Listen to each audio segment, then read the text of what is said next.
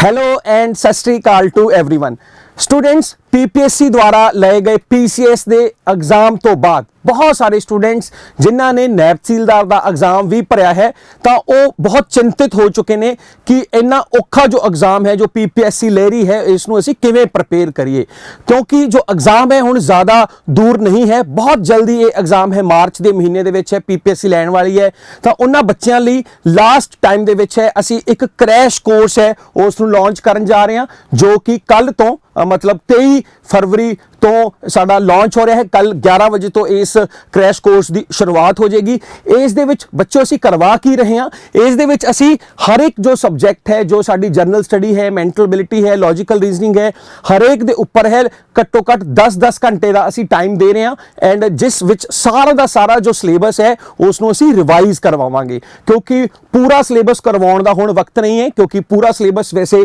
साडे ऑलरेडी अलग तो बैचेस चल रहे हैं, तुसीं वो भी कर सकते हो। लेकिन जे तुसीं क्रैश कोर्स करना चाहते हो, थोड़ी ऑलरेडी तैयारी है, रिवीजन करना चाहते हो एंड इस रिवीजन दे विच थोड़ी सारे सब्जैक्ट्स की जो 10-10 घंटे की रिवीजन तो बाद 30 मॉक टेस्ट भी थोड़े दिते जाएंगे स्टूडेंट्स एंड असी हर एक सब्जैक्ट के 200 MCQs, ठीक है, क्योंकि असी देखा है 13 फरवरी वाले एग्जाम्स दे विच भी कि बहुत ही अच्छे लैवल के जो क्वेश्चन आए ने, करंट अफेयर है, स्टैटिक है, तो असी 200 MCQs हर एक सब्जैक्ट के थोनों प्रोवाइड करांगे एंड इस तो अलावा भी बहुत सारियां जो मटीरियल है, ठीक है, बहुत सारियां जो सॉफ्ट कॉपीज है थोड़े नाल असी शेयर करांगे। तो कल साडा 23 फरवरी नूं ये साडा जो बैच है शुरू हो रहा है एंड जे तुसीं इसनूं ज्वाइन करना चाहुंदे हो तो इन्हां दित्ते नंबरां ते तुसीं कॉल कर सकते हो, ठीक है, एंड अपनी जो सीट है पक्की कर सकते हो। तो बहुत बहुत धन्यवाद and best of luck for naib tehsildar exam.